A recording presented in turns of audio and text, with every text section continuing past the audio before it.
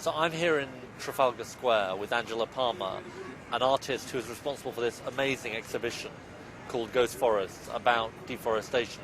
Angela, how did you get involved in this and what gave you the idea? Well, I've been doing some work in climate change for the last couple of years. I was looking at air pollution. A couple of years ago I went to the most polluted place in the world, and then I went to the cleanest place in the world, and I was wearing an identical white outfit. So I was collecting the properties of the physical properties of climate change as a sort of blank canvas on this outfit, which I'm exhibiting now at the Wellcome collection.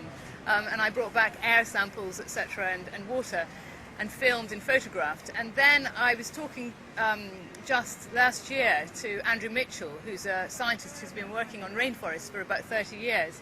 And he was talking to me about rainforests and really frightened me with the statistics. Just the idea that a rainforest twice the size of Belgium is deforested every year was just so horrifying. I felt very anxious about this, and as an artist I thought that if we can produce some sort of visual expression of it, perhaps that will have an impact, because I do feel a lot of people are turned off and perhaps a little numb now by all the scientific analysis. And I thought if I could actually bring the real thing here, a rainforest, into Trafalgar Square, the kind of the epicenter of industrialization over the last 200 years, that would be quite powerful. Well, it's amazing what you've done. And as you say, about 20% of carbon emissions are caused by deforestation, more than the world's transport sector. And tell us where these trees that we've got surrounding us, where have they come from? These trees have come from the Sahuma forest in western Ghana, which is a sustainably and responsibly forested concession. And each of these trees, with the roots, are all naturally fallen trees. We haven't felled them. And the other ones you'll see are logged trees, and they come from a selectively logged forest, which means that only a certain amount of trees can actually be logged.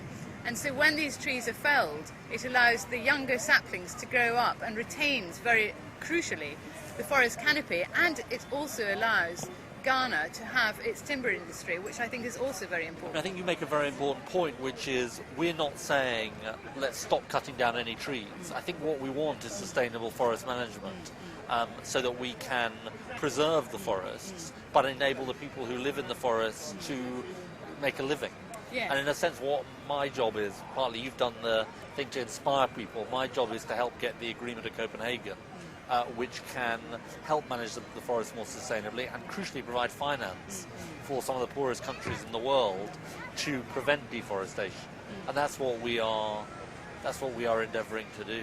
Yes, and I think the other thing, just thinking about deforestation, we're standing here now in Trafalgar Square, and if you look up to Nelson's column, he's 169 feet high, and that is the average height that these trees are growing to in the forests. And some of them, the big denia and the wawa, they grow to 20 or 30 feet higher than Nelson's column. So I really wanted people to engage with that, and perhaps if they feel the power of that, then they'd be galvanized into influencing the decision makers and people like you who can really do something positive about the rainforests. Well, I think that's absolutely right, and it is an incredibly inspiring exhibition, and there's great beauty to these trees, and I hope it does inspire people, and I hope they put pressure on me and political leaders, because we need the best agreement we can get at Copenhagen, and in particular one that will have an impact on deforestation. So thank you very much for talking to us. It's a brilliant